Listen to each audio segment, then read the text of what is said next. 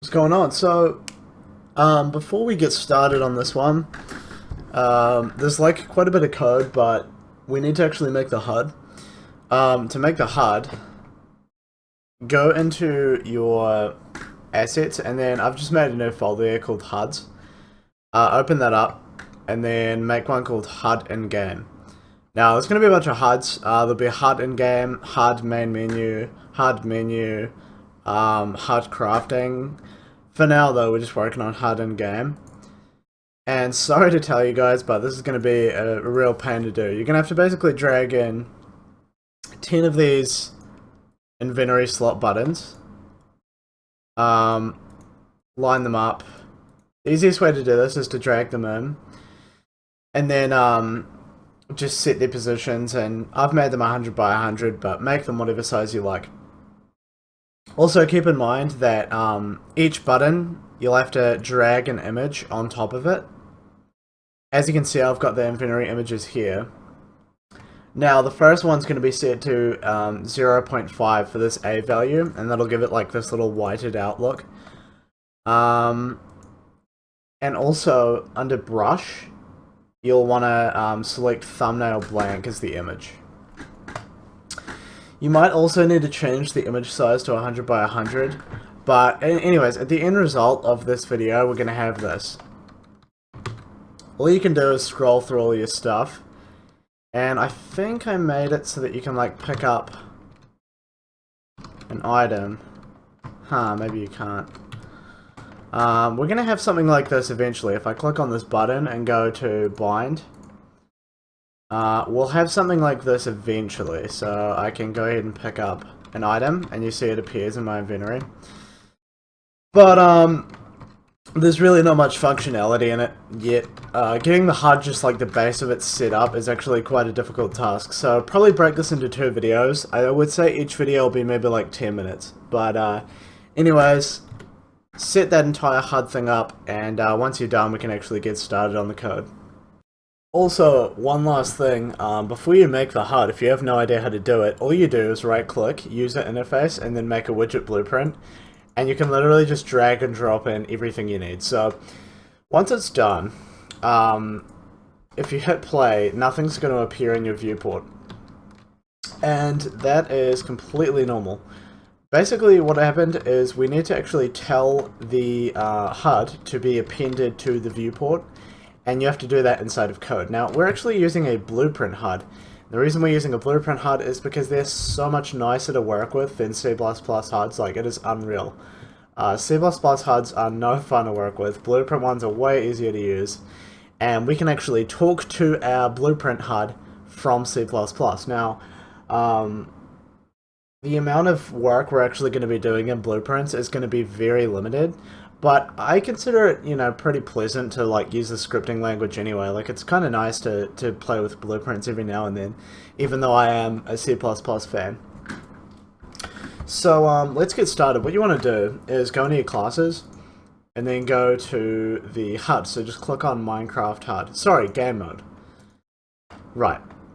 Now, inside game mode, we want to start laying out some of the things here. And I'm going to start in the header file, and we'll also need to add a reference in our project so that we can actually reference blueprints. I'll show you guys how to do that a little bit later on, so let's just get all the easy stuff out of the way. Now, if you don't have begin play, just add that in. Yeah. Alright, so the first thing I want to add is actually an enumeration, and I think I've already made a couple of enumerations, but basically an enumeration, because I didn't explain it last time, an enumeration just takes a name and kind of assigns a number to it. It's that simple. So we'll add HS in game, HS inventory, and we'll add HS craft menu. And HS, by the way, stands for HUD state. And I just prefix it with HS just so that as soon as I see that I know, oh, we're referring to a HUD state, right? Pretty simple stuff. Cool, so that's all our HUD states out of the way. Now, obviously, we can add more later on, no worries. So, let's add a protected section. Now, the reason we're adding a protected section is because we are going to make a game mode that inherits from this game mode. So, because it's protected, any inheriting classes will get the same properties as long as they're protected ones, right? So we're going to make a uint8 called HUD state.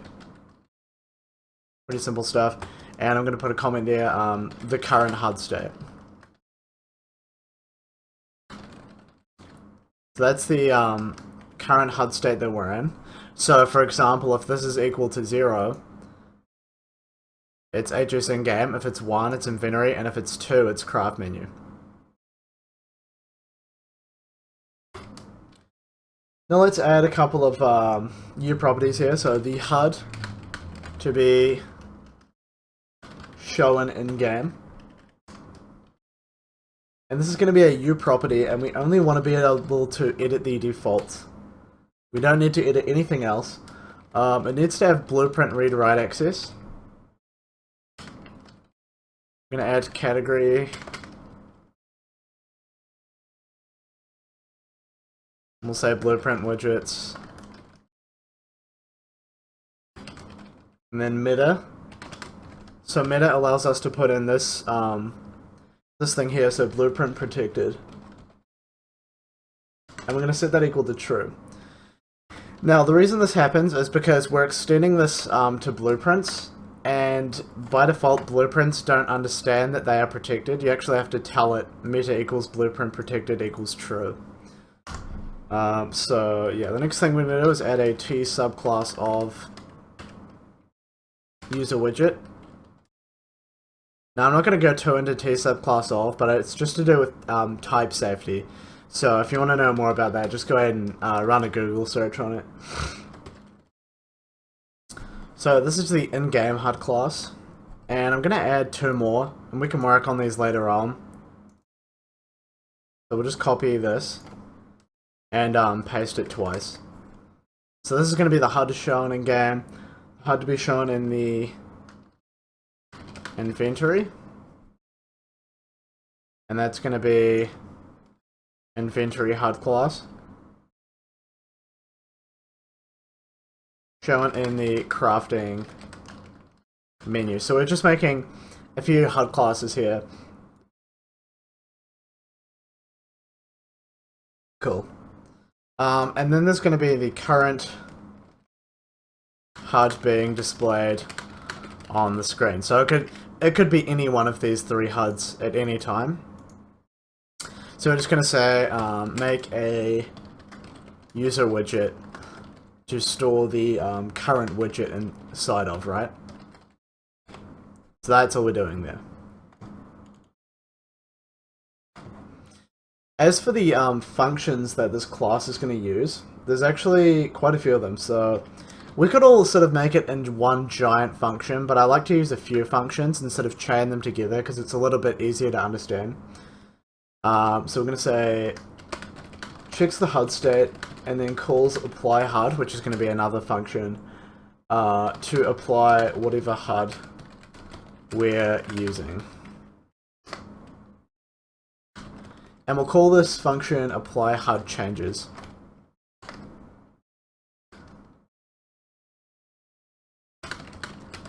We're going to make a function to get the HUD state. So that's going to be uint8 get HUD state. Right. The next thing we're making is a setter function for the HUD state.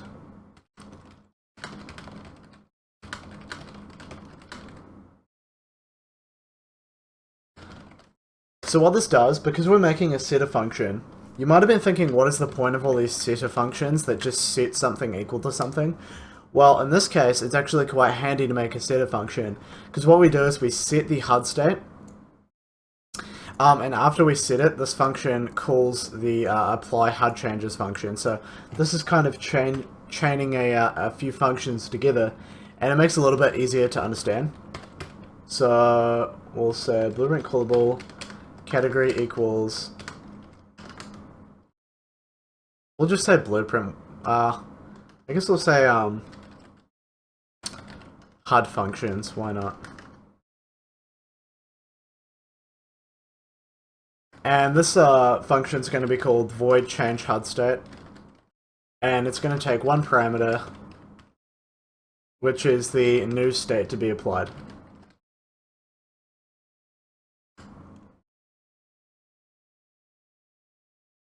And the last thing we need is a function to actually apply the HUD. So applies a HUD to the screen, returns true if successful, false otherwise.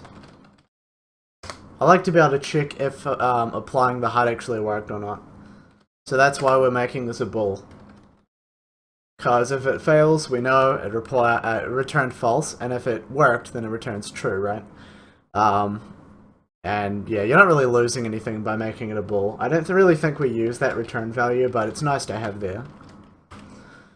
So as a parameter, we're going to take the user widget, and we'll call this widget to apply. So this is the widget that we're applying to the HUD. And we also want a couple of Boolean values. We're going to have show mouse cursor. And enable click events. And depending on what these values are, depending on what we pass to this, we'll set the mouse cursor to be showed, or the click events to be enabled. So yeah, I think that's pretty much it in the way of functions. Let's just make these all now. So we'll go quick actions and create the definitions for these. Let's just go through and work on apply HUD changes first, because that's kind of an easy one to work on.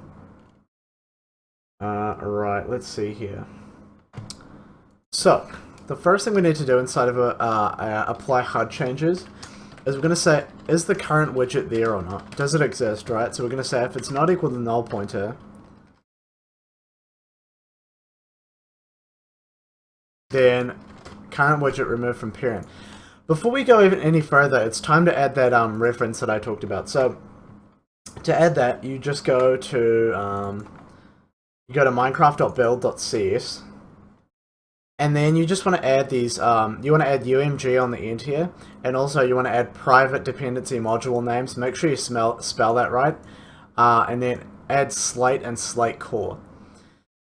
Once you've done that, you want to go into your File Explorer, go to your documents, go to Unreal Projects, go to your project, and then right click this and go Generate Visual Studio Project Files.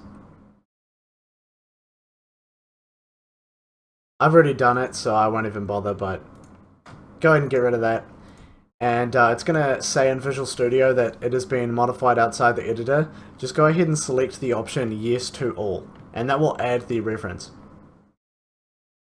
So once you have that reference, just add this at the top of your class, blueprint/userWidget.h, and that actually allows us to talk to Blueprint widgets, which is a really handy function there. So once we've removed the widget, because in fact, I'll add a comment just so you guys know what it's doing. So, remove the previous HUD, since we're applying a new one. Because otherwise we would have like HUDs stacking on top of each other and all that stuff, and we don't want that at all. Right, I'm going to add another comment. Check the HUD state. And apply the HUD corresponding to whatever HUD should be open. So to do this, I'm going to use a switch statement. This is just a nice handy way of sort of looping through a bunch of different variables. So switch HUD state. We'll say in the case that the HUD state is equal to the in-game HUD state, go ahead and apply the HUD. We haven't made this yet. And pass in the in-game HUD class. And false, because we do not want to be, we don't want to see the mouse cursor when we're in the game, and we don't want click events to be enabled when we're in the game, right? And I'll just press tab to tab that out. Now I'm going to copy this 2 more times, And then we'll also add a default case on the end, so just put default. And I'll explain a little more in depth what that does later. Anyways, these next ones, we're going to add inventory, and we're going to add craft menu. So we're just checking what HUD state we actually need. So if it's equal to inventory, apply the inventory HUD class. If it's equal to craft menu, apply that one, so craft menu HUD class. And then by default, it should never be equal to something other than these. But just in case it is, we'll apply the default HUD, which is the in-game HUD. Now we want to put true true for the inventory because we do want to see the mouse cursor in the inventory. And also on the crafting menu, we want to be able to see our cursor. And there we go. That's pretty much the entire apply HUD changes function. So it just checks what HUD we need, and then calls apply HUD to put that HUD on. So the next thing we'll just really quickly write this get HUD state function. All that does is returns HUD state. That's it. Very easy function there. Alright, we'll make a more complicated one here. This one is apply HUD. I'll do this one next. And apply HUD is the function that actually puts the HUD on the screen, right? I'm writing so many functions just because I want this to be like kind of clear and easy to understand what we're doing, rather than just putting it in one huge function. It also makes it kind of easier to use these functions later on. So inside of apply HUD, the first thing we're going to do is get a reference to the player, and also get a reference to the player controller. So get a reference to the player and the player controller. Now, the player controller is, it's kind of hard to explain. It's the class that kind of is responsible for possessing your player. And the reason we need to get a reference to the player controller is because we want to show the mouse cursor and stuff like that, and we do all of that stuff inside of the controller and not the player. So we're going to say a Minecraft character. You might need to add the .h file up there if it's not there. My character equals cast, and I'm sure you guys are very familiar with this function. I'm going to say uGameplay statics, and then get the player character. Pass in this and 0, of course. And the next thing is to get the player controller, so a player controller. We don't need our player controller or anything like that, just get a reference to a player controller. My controller equals get world. And then get first person player controller, or first player controller, sorry. We'll now say null check the widget before applying it, because if it was null for whatever reason and we tried to apply it, it would crash the game. So I want to say if widget to apply is not equal to null pointer. We'll say set mouse event and visibility according to the parameters taken by the function. So we want to say that the show mouse cursor variable is equal to whatever we passed in to the function, and the same goes for the click events. So let's see here, enable click events equals enable click events, and then finally a comment create the widget. So let's see, a current widget equals create widget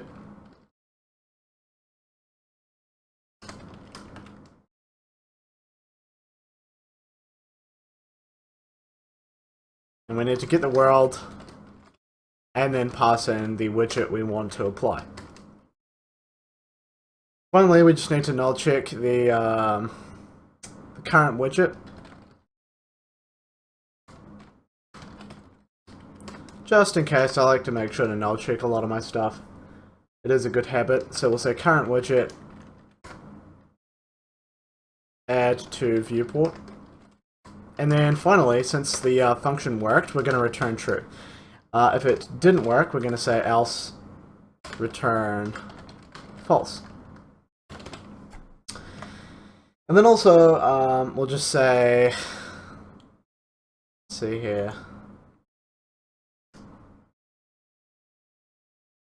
I guess else return false could go here as well. Cool, so that's our function. I think there's one thing left to do. Yeah, change HUD state. So this is quite an easy function to do as well. Change HUD state just sets the HUD state equal to the new state. And then calls apply HUD changes, and apply HUD changes then applies that new state that we put on. And that's pretty much it. I think that's basically the entire game mode class dealt with. I know that was a lot of code. That was really annoying. But it's all worth it in the end. So we've written all that code. Oh yeah, there's one last thing we need to do. There's a couple of things we have to do in the constructor. This will take like 30 seconds though. So when we begin play, apply the HUD changes. So as soon as the player enters the game, apply whatever HUD we've given them. And by default, the HUD that we give the player is going to be the in-game one.